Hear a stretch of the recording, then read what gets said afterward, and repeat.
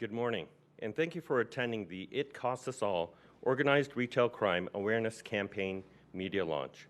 My name is Sean O'Neill, your host for today's event, and I'm also the Social Media and Community Engagement Officer assigned to the Toronto Crime Stoppers program.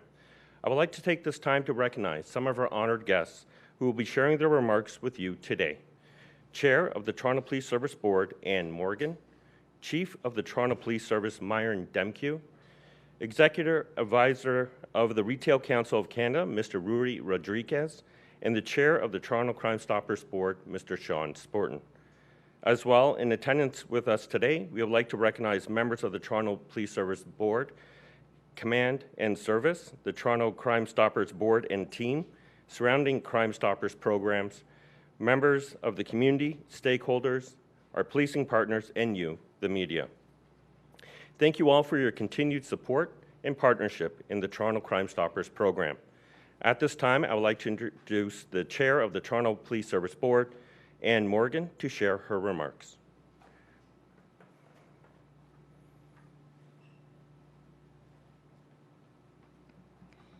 Thank you, everyone. Chief Demkiw, Toronto Crime Stoppers Board Chair, Sean Sportun, honored guests, Mr. Rui Rodriguez, Executive Advisor to the Retail Council of Canada, members of the Toronto Police Service, and members from the community who are here.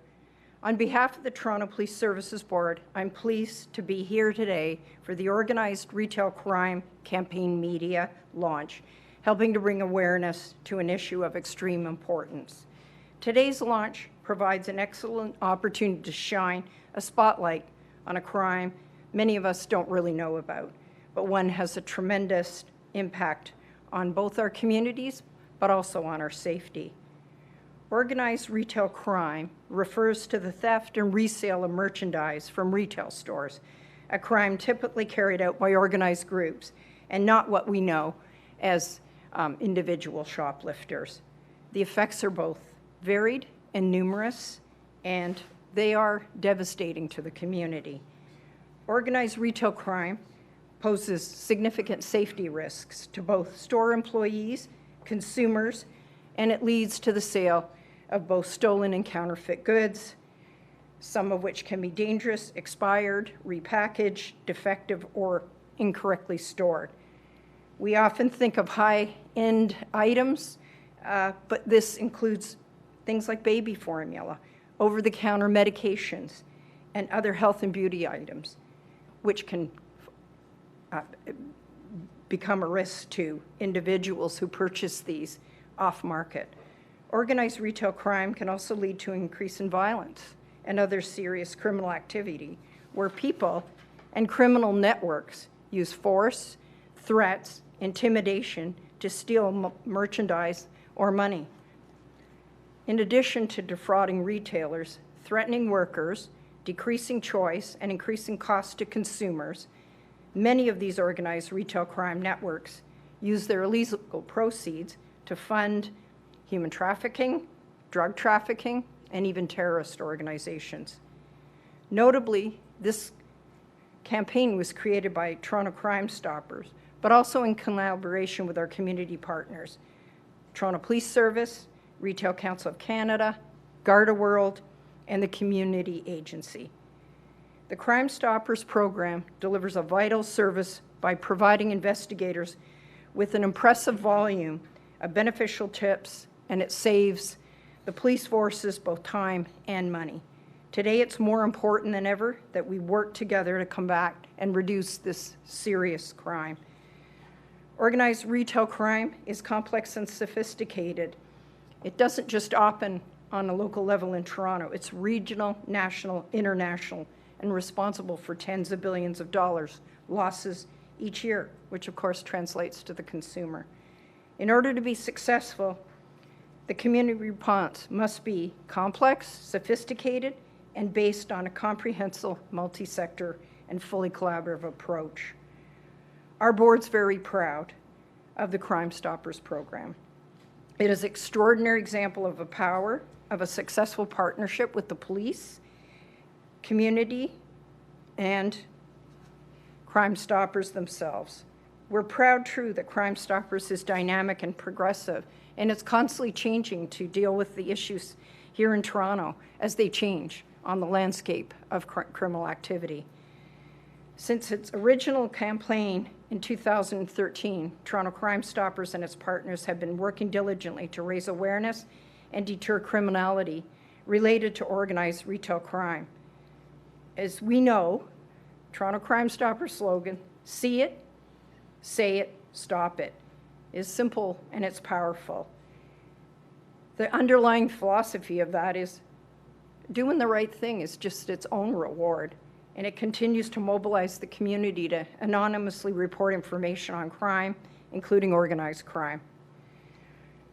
And of course, without the community, there'd be no tips, which are the very foundation of this very impressive initiative. So for all of you out there who are making a role in this amazing program work, of all the partners, so thank you. Together we're ensuring Toronto remains and still is one of the safest cities in the world. Thank you. Thank you, Chair Morgan, for your remarks. At this time, I'd like to invite Toronto Police Chief Myron Demkiw to share a few words.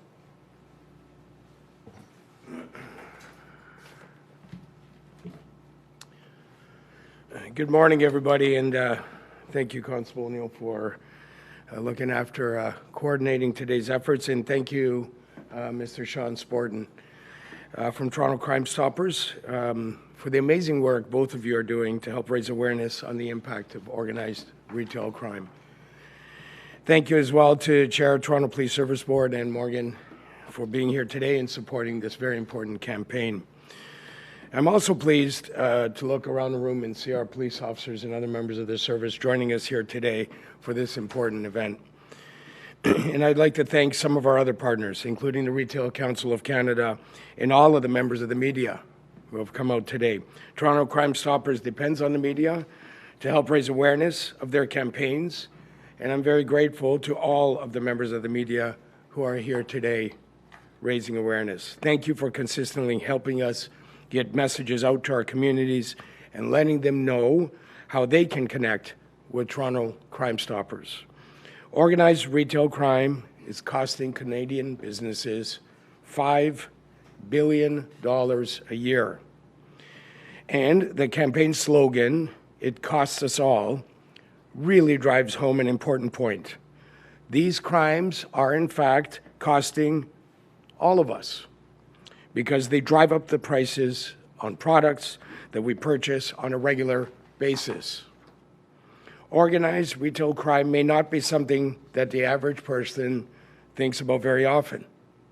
However, it is a growing problem across Canada, and it impacts all of us in different ways. Most people will feel the impact as the costs of commonly targeted products continue to rise disproportionately. For others, organized retail crime will impact their health, their safety, and their well-being. For example, it's estimated that 2 out of every 5 organized retail crimes involve violence. These are not victimless crimes. In some cases, they pose a significant risk to the safety of our communities, including employees in the retail sector and consumers who may be present when these crimes occur. I encourage anyone and everyone who has information about organized retail crime to please consider contacting Toronto Crime Stoppers and anonymously providing information. Thank you again for being here today. Thank you, Chief Demkiw, for your remarks. At this time, I'd like to call up Chair of the Toronto Crime Stoppers Program, Mr. Sean Sportun. Thanks, Officer O'Neill. Good morning, and thank you all for attending. Thank you, Chair Morgan. Thank you, Chief Demkiw, for your continued support. It is much appreciated. Organized retail crime continues to evolve as a lucrative criminal enterprise and presents a significant threat to the safety of employees and the overall community. It is a growing concern for retailers across our city, across Canada, North America, and even internationally. Unlike amateur theft or spontaneous shoplifting by individuals with little to no premeditation, organized retail crime entails careful planning, deliberate targeting of retailers, and high-level coordination among offenders to steal merchandise. Retail crime networks use their unlawful gains to fund other criminal activities like human trafficking, drug trafficking, and gun and gang activity. And these offenders are also not afraid to introduce violence during the commission of their crimes against innocent employees and consumers who stand in their way. Recognizing this and with community safety in mind, Toronto Crime Stoppers has once again partnered with the community agency to develop a proactive campaign to bring awareness to the issue of organized retail crime. The focus of the new campaign is to enhance awareness within the community during the upcoming busy holiday shopping season, remind the offenders engaging in this activity the retail industry is taking action, and most notably, we want citizens to be encouraged to anonymously report individuals involved in this form of criminal activity to Crime Stoppers. This includes those who knowingly purchase these stolen items. The latest campaign creative was strategically developed for citizens to take notice of this costly social issue and demonstrates how consumers are ultimately paying for the crimes of others.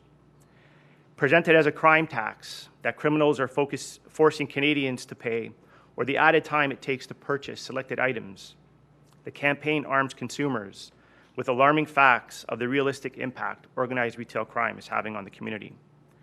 The campaign will comprise of a selection of out-of-home media advertisements that are shown here today, radio and video PSAs, and social media online advertising, which will educate the community about the costs associated to this crime.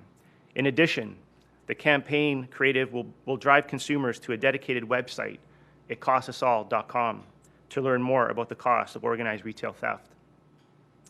Through the collaboration and aggressive campaigns like this, Toronto Crime Stoppers and the retail industry, along with our law enforcement partners, will continue to make a difference in the prevention of crime at retail locations. I will conclude by reminding everybody that community safety is a shared responsibility.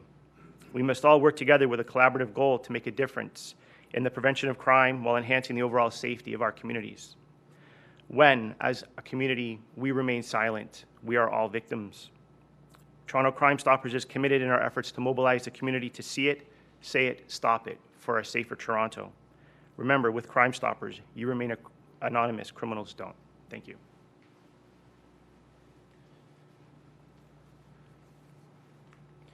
Thank you, Chair Sportun, for your remarks. At this time, the Executive Advisor for the Retail Council of Canada, Mr. Ruri, would like to share his remarks. Thank you very much.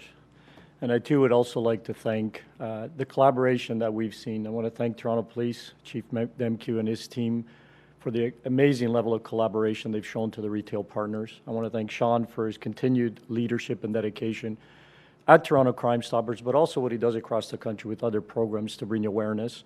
I want to thank the chair for being here today and sharing her comments as well.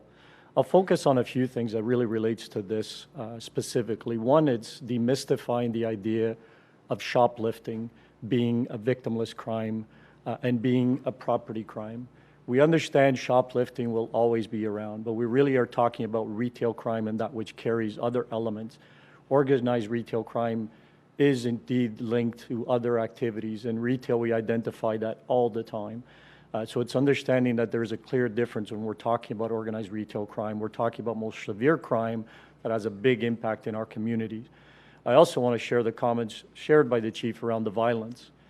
A shoplifting incident is not the same as a retail crime that carries assault, robbery, and we see more and more of that.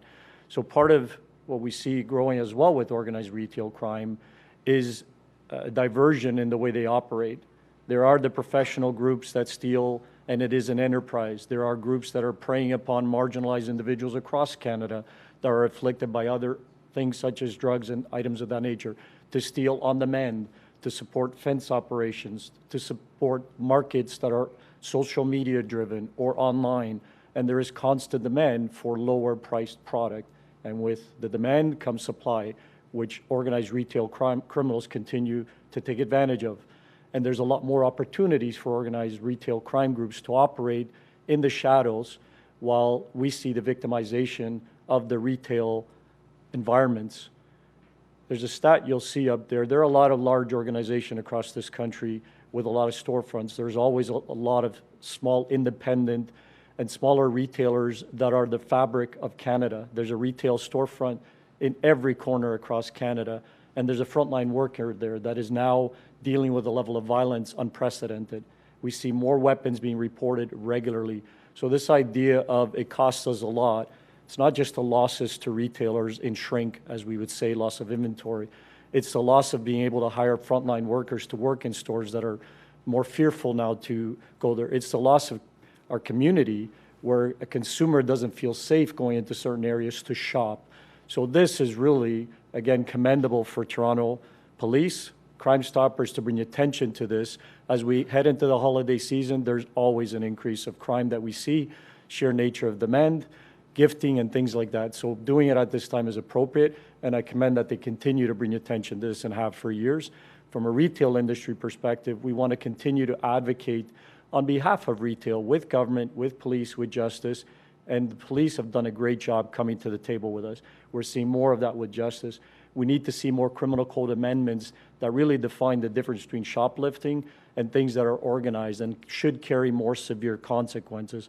I would finish by saying the de-emphasis that we've seen on punishment for retail crime needs to change. And again, it's not about shoplifting. It's putting an emphasis on the criminals and the criminal organizations that are proliferating those type of crimes in our communities. We need to see more severe punishments so that there are consequences that are felt. Thank you. Thank you, Mr. Rodriguez, for your remarks. At this time, we would like to thank the Chair of the Toronto Police Service Board, Anne Morgan, Toronto Police Chief Myron Demkiw, Mr. Rodriguez, Mr. Sportun, and all of you for attending today's media launch. We value the time of our honored guests and open the floor to any questions the media may have for them. Please remember to keep your questions themed to the Organized Retail Crime Awareness Campaign. I have a question. So you're saying this is not shoplifting. What exactly is happening? So can you give us some examples as to what constitutes an organized retail crime if it's not shoplifting? Like, what's happening out there? Yeah, happy to address it. So shoplifting is part of it, but we see a lot of first-time offenders might steal one item, typically for their consumption, maybe a couple of items. The difference between that and organized retail crime is where you see people stealing in volume. Nobody needs to steal a case of Baby formula if it's for their own personal consumption. So we see this increase of volume of theft that is funding, again, either it could be on-demand sales that they're seeing through their online criminal enterprises. It could be fence operations that the community, again, they're sending folks out to steal to, I guess, merchandise their fence operations, their retail front that are selling stolen goods, as well as organized professionals that are stealing goods and shipping them off seas for other. So again, shoplifting is the element of it. It is a retail theft, but there's a difference between for personal consumption and consumption that is going for an enterprise. And you're saying that it could be organized. So can you talk about, is this gang related? Is it organized crime? Yeah, there's different facets to organized retail crime. It could be a single individual who has an online front and is preying upon folks to go out. Could be young people, could be marginalized individual, could be other professionals. And if they see demand on their online space for certain products, they're going to send people out to steal those products, give them a low percentage on the dollar, and they actively do that. There's others where we've seen elements of other organized criminal groups, which could be drugs, guns, human trafficking, and it's just another means of growing revenue. So they're, again, leveraging enterprises on the streets, steal goods, turn it into cash so they can use. So it does have, the groups have different facets. It's not one definition of an organized retail criminal group. You said that it's getting more and more violent. Can you just describe exactly what's happening?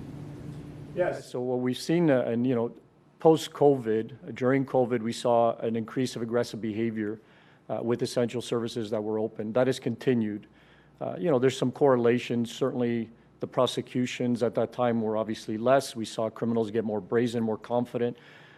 The criminal code isn't necessarily always in our favor, so we're seeing some bail reform needs to come through to make sure that those folks that should be removed from society are, and currently they may be released with multiple offenses that they're charges that are before them. So that gives confidence to the retail criminal that there's less consequences for their activities. They're not being incarcerated or other programs. And therefore, they're confident going back out to that retail location saying, I'm back. And that is something I've seen huge collaboration with police to help us. Some improvement in the collaboration with justice to identify those groups that are prolific repeat offenders so we can target.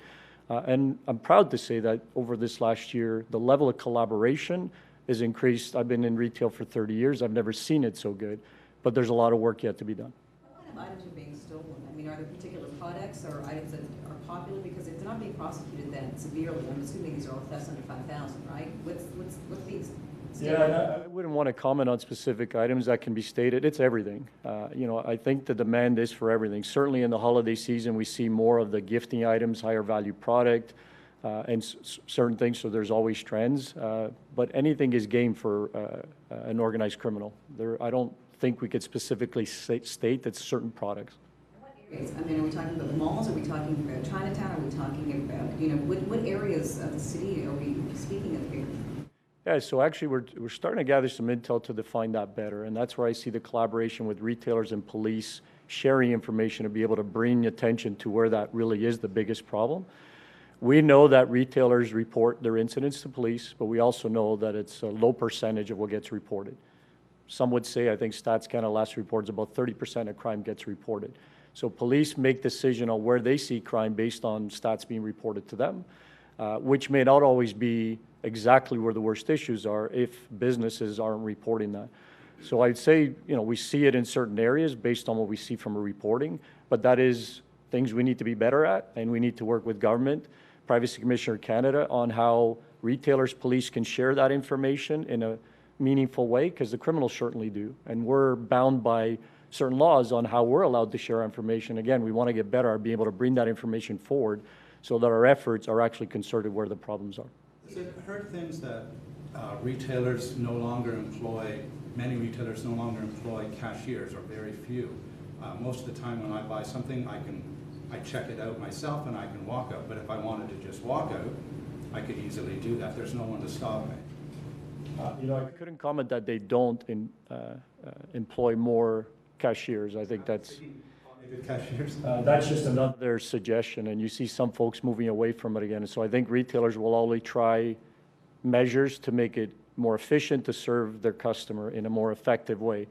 Sometimes that also means it opens them up to more risk and theft, as we've seen with some of the self-checkouts. So they're always going to play with ways on how to interact with the customer in a more meaningful way, more efficient way. So I wouldn't say that reduction of cashiers is to reduce cashiers. They may be interacting with their community in a different way. Does it make them more vulnerable? Yeah, and retailers are very good at measuring things. So when they see impacts, they're going to react and measure the impact it's having on them. Can you just tell us how much it's gone up in terms of, you say that this is becoming more prolific, so can you just describe, like, percentage-wise perhaps, how much this has increased year over year, or the trend over the last few years? Yeah, and I wish I could give you hard facts. It is something we are working on, both with Stats Canada and an effort ongoing now to collect that data. One of the things we've done recently, we ran a retail theft blitz across Canada. Toronto actually participated. It ran in September. We typically don't advertise that in advance. We don't want the criminals to be aware. So we'll gather some stats from that, and we'll be able to share some of that information in the upcoming weeks. But stats are hard to come by. What I would tell you, and it's not anecdotal, I would say if I go back post-2019, the number of times I would hear about a violent, aggressive incident in retail and a weapon being used was infrequent. I hear about that every single day now. And that's where I would identify without stats that the level of violence and aggressive behavior and use of weapons when a retail crime is being committed is daily now compared to, past pre-2019 where, again, it was infrequent. Are retailers telling you that they're scared? I mean, what are they saying to you emotionally, how it's impacting them? Listen, I would say what I know that it's been shared with. We have retail frontline workers that have been in front of weapons and are now afraid to come to work for sure. We've heard retailers report that they have more people out of work as it relates to retail crimes or escalations they've seen than they've previously seen. So I would see and say that, yeah, I think there's a general fear. I would also see and share that there's a proud banding together of retailers working together to try to make a difference around the repeat prolific offenders that they're seeing. So yes, with fear, there's also courage of wanting to fight back, and hence why retail community is working with all of these other partners to try to make an impact, not just in the retail storefronts, but in the communities where they have their presence. This might be better for Crime Stoppers. Thank you, everyone, for attending today. We'll conclude this session. If there are any additional questions you may have for any of our speakers, they'll be happy to answer them momentarily. Thank you. Have a great day.